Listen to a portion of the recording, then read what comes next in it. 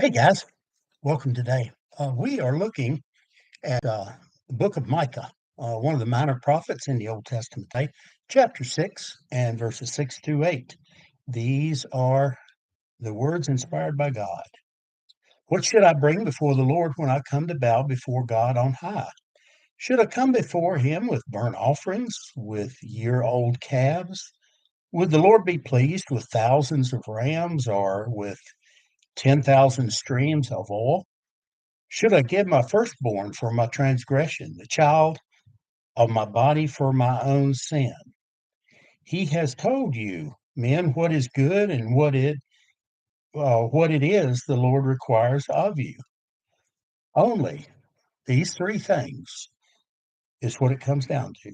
Only to act justly, to love faithfulness, and to walk humbly with your God. Only to act justly, do what is right, to love faithfulness, to love mercy, and to walk humbly with your God. You know, Micah was one of many because of the teachings, of the false teachings that pervaded the early church and still does today, by the way. Micah was one of the prophets, one of many who had a suspicion of phony religion. He knows that God was calling him to speak against that. He saw greed in the hearts of the leaders uh, of the kingdom of Judah, much like Jesus and the disciples saw in the Pharisees of Jesus's day during his ministry. And it prompted Micah to warn folks just like you and me, common people, not to be deceived by the religious pretense of the nobility. Um, and that was, again, indeed true. The Pharisees, they walked around with their robes and everything about them looking just right, neat, and yet their lives were being lived so far from God. And in a true prophetic style, Micah shares with us, and he comforts us, those who are afflicted, those who are made uncomfortable by much of that teaching, saying, you must do this, you must do that, you must act like this, you must look like this. And he was condemning their sin, plain and simple. He exposed a performance based piety, which was something that they did to a great extent.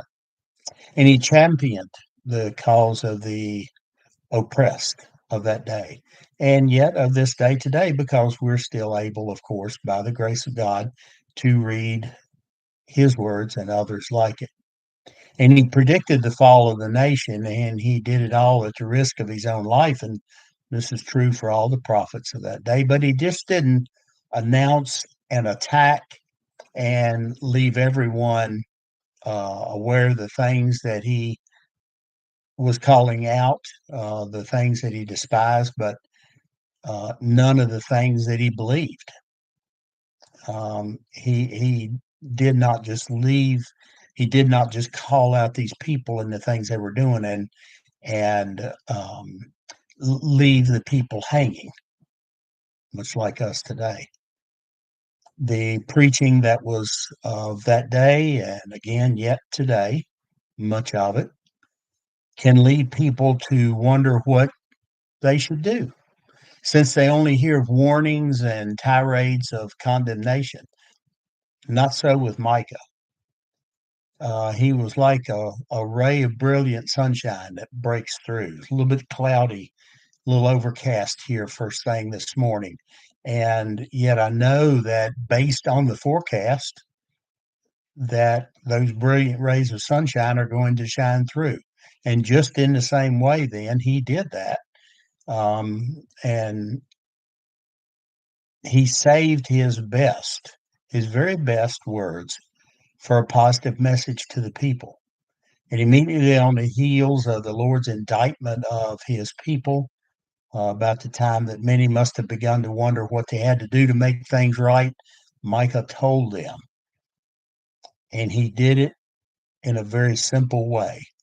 And that's what it boiled down to in verse 8. And I shared with you those three things. His words state exactly what many, even to this day, wonder about pleasing God. Teachers and preachers have made it so incredibly hard, difficult, like you must sacrifice so much in your life in order to believe. Made it so complicated, so extremely difficult to get to God. And to them, God was virtually impossible to please. And because of that, then religion uh, has through the years become a series of long, drawn out, deeply painful acts that are designed to appease this far off deity who is just mad at the world and who takes delight in watching us squirm. Micah erases all of that. He erases the entire list and he replaces those complicated possibilities with one of the finest definitions of simple faith. Do justice, love kindness, and walk humbly with your God. Pray you're right there today. Pay no attention. Pay no attention to those who are screaming from out behind the curtain that you must do this, must do that. Do justice, love kindness, walk humbly with your God. Admit, believe, and confess. It really is that simple because God loves you, and so do I.